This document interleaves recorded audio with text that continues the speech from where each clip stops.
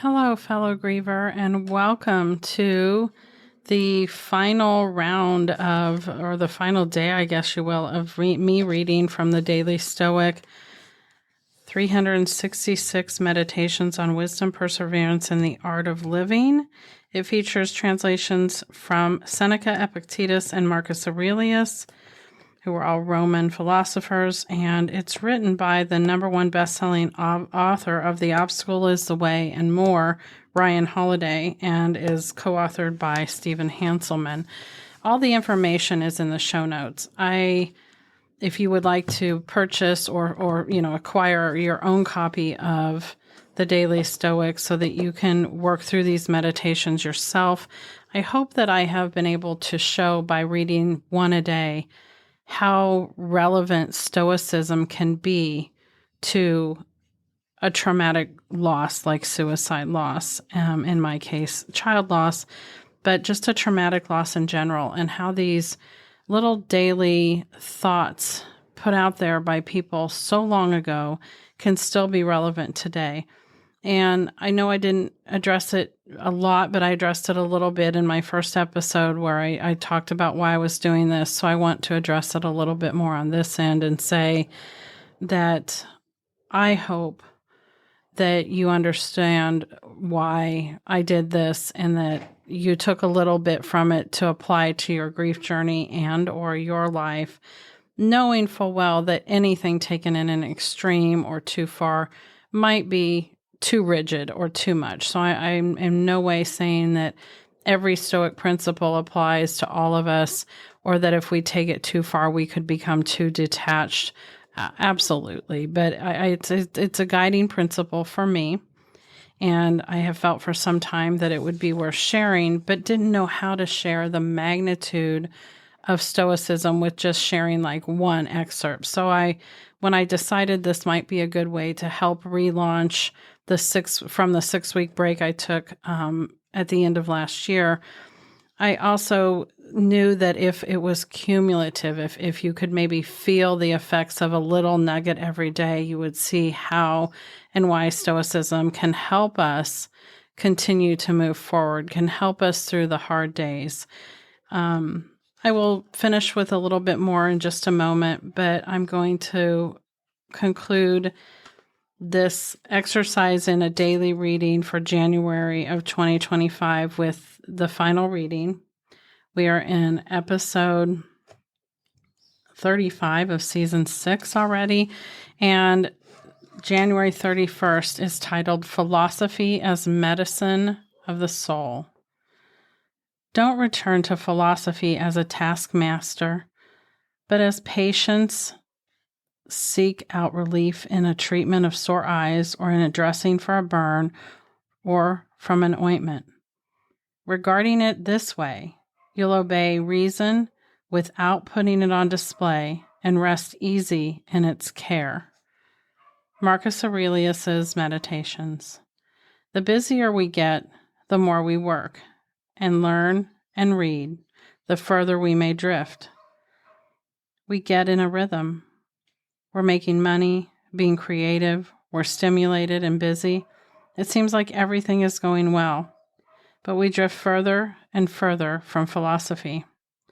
Eventually, this neglect will contribute to a problem. The stress builds up, our mind gets cloudy, and we forget what's important, and result in an injury of some kind. When that happens, it's important that we tap the brakes, put aside all momentum and the moment. Return to the regime and practices that we know are rooted in clarity, good judgment, good principles, and good health. Stoicism is designed to be medicine for the soul.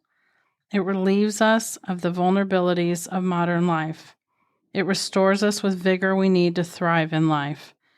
Check in with it today and let it do its healing. Okay, so I'm going to give my take on this as I wrap up the Daily Stoic readings for January. And no, I'm not continuing with the year.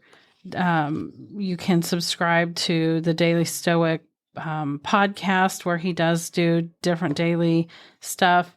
You can subscribe to many things within Ryan Holiday's world if that's something you choose to do. I just wanted to give you a sample of why ancient philosophy helps keep me grounded. And what I said in the early part of this episode, just a few minutes ago, I actually hadn't read the reading yet for the day. So it's interesting that I kind of went the same direction that he did, just based on philosophy as medicine of the soul, because that's what I feel like can happen if we don't have a guiding principle. And for me, Stoicism is one of my guiding principles. For you, it could be the Bible and following the works of Jesus. If you are not a believer, or you are more of an agnostic or other things, you may follow other things. But philosophy of some kind helps keep us grounded and rooted in what's important. You heard that they said that. So this loss, like no other thing that's happened to me in life, has given me crystal clear clarity on what is important in my life, which is the people and the experiences that I have, which is why at the beginning you heard me say it's not hard for me to focus on being in the moment when I'm doing things and not worry about whether I'm chronologically or chronicling, if you will, the perfect photo album for social media. That's not what's important to me. And it's partially because I keep myself grounded at this point in my journey with things like Stoicism that help me keep myself centered and clear.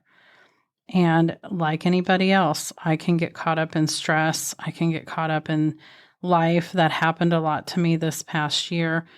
And I had to find myself crawling back to guidance, which for me was, I've got to open the Daily Stoic. I've got to listen to some of the podcasts. I've got it, not even just the Daily Stoic, other podcasts that help keep me centered in what's important and not get caught up in things that are extraneous and not important, and more specifically, things I have no control over.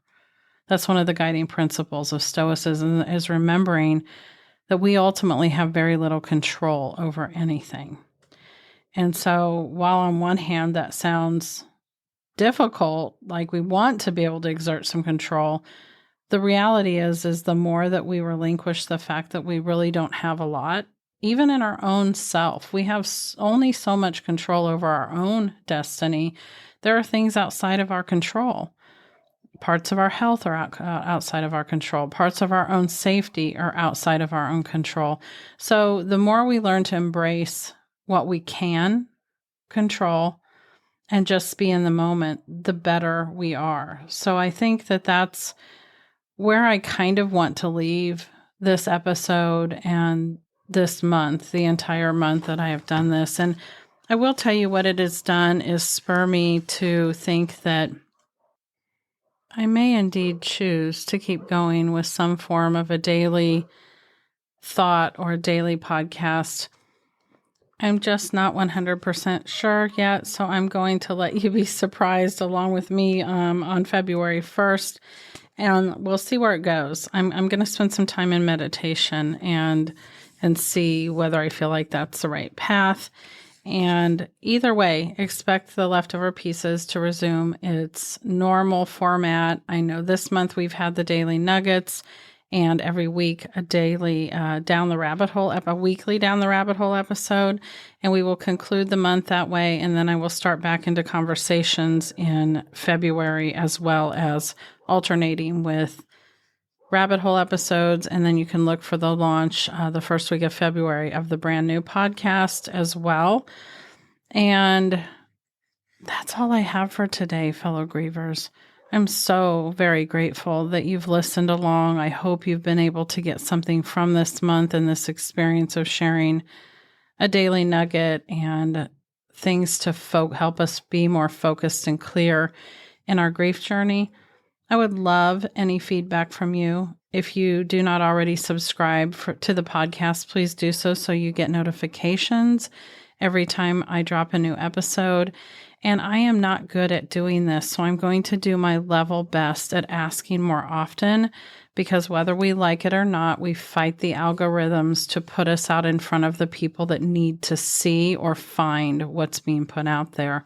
So in the interest of other grievers like yourself being able to find the leftover pieces when they are looking, if you would rate and review the podcast, it only takes a few minutes. It's best done on Apple Podcasts. I think there may be one or two other platforms that let you rate and review, but those ratings, and please do consider a 5-star rating. If you feel like the podcast deserves less, my only ask would be that you consider writing me personally with your feedback so that I can improve and continue to provide things that feel of value and inspiration to you. And until we talk next time, fellow griever, please know that I'm keeping you and your loved one very close to my heart. I'm wishing you peace and clarity in the new year. And if I can do anything, please reach out. Also, please send me an email if you have an idea for a topic, if you have an idea for a guest, or if you just have something you would like to talk to me about, or you need some guidance in your own grief journey. Until next time, it's been my pleasure. Talk soon.